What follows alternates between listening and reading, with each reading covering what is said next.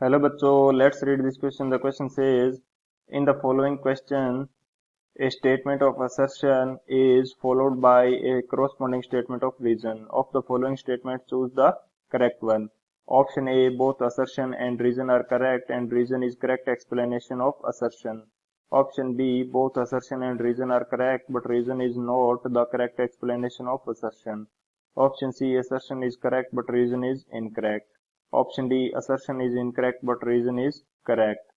Assertion: a white light on passing through prism splits into its component colors such that the red light emerges nearest to the base of the prism. Reason: wavelength of red light is more than other component colors and hence red light deviates least. तो इस question के अंदर हमें क्या दे रखा है कि एक असर्शन गिवन है एंड एक रीजन है, हमें करेक्ट ऑप्शन चूज करना है। असर्शन हमें क्या दे रखा है कि यदि व्हाइट लाइट को किसी प्रिज्म से पास किया जाता है तो ये डिफरेंट कलर्स के अंदर सेपरेट कर जाती है कुछ इस तरह से कि जो रेड कलर है या रेड लाइट है ये प्रिज्म के बेस के बिल्कुल नजदीक से इमर्ज आउट करती है। तो इसका रीजन हमें क्या गिवन है कि वेवलेंथ ऑफ रेड लाइट ये क्या होती है, ज्यादा होती है अन्य कलर से। सो जो डेविएशन होता है रेड लाइट का ये सबसे कम होता है। तो बात करते हैं की कंसेप्ट की। की कंसेप्ट ये हमारे पास इस क्वेश्चन के लिए क्या होने वाला है। फर्स्ट की कंसेप्ट ये हम यूज करेंगे कि जो हमारे पास डेविएशन आएगा इसकी वैल्यू क्या होगी या डेविएशन का फॉर्मूला क्या होगा। डेविएशन यदि मैं इसको शो करूं डी से तो डेविएशन डी की वैल्यू हमारे पास होती है mu minus one into A. Mu is the refractive index and A is the angle of prism. ये हमारा पास हो जाएगा फर्स्ट की कंसेप्ट। एंड सेकंड की कंसेप्ट ये हमारे पास क्या हो जाएगा, सेकंड की कंसेप्ट हमारे पास हो जाएगी Cauchy equation. Cauchy's equation, Cauchy equation हमें रिलेशन देती है रिफ्रैक्टिव इंडेक्स का विद वेवलेंथ लैम्डा के साथ। म्यू जो कि रिफ्रैक्टिव इंडेक्स है इसका रिलेशन आएगा लैम्डा के साथ।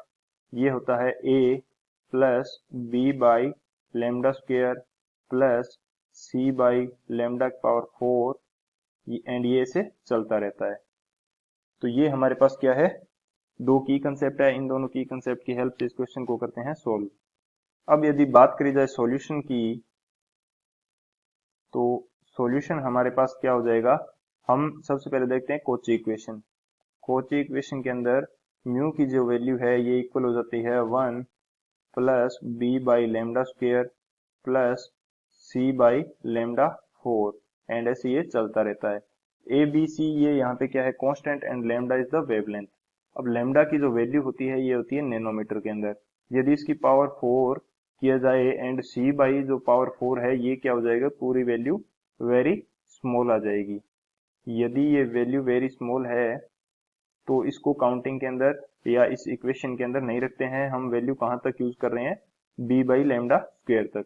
तो ये कॉची इक्वेशन किस प्रकार से हो जाएगी, mu is equal to A plus B by lambda square. A and B constant है तो जो म्यू की वैल्यू है ये हमारे पास डायरेक्टली प्रोपोर्शनल आ जाएगी 1 बाई लेमडा स्क्वायर के, 1 बाई लेमडा स्क्वायर के। अब बात करते हैं कि जो हमारे पास होती है वेवलेंथ लेमडा जो रेड कलर के लिए ज्यादा होती है।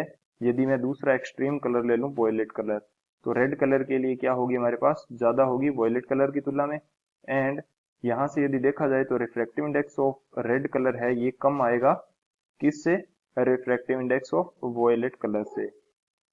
ये मैंने दोनों एक्सट्रीम कलर लिए हैं ताकि कंपैरिजन करेक्ट आ सके। तो जो हमारे पास डेविएशन डी का फॉर्मूला है ये हमारे पास क्या है, म्यू माइनस वन इंटू ए।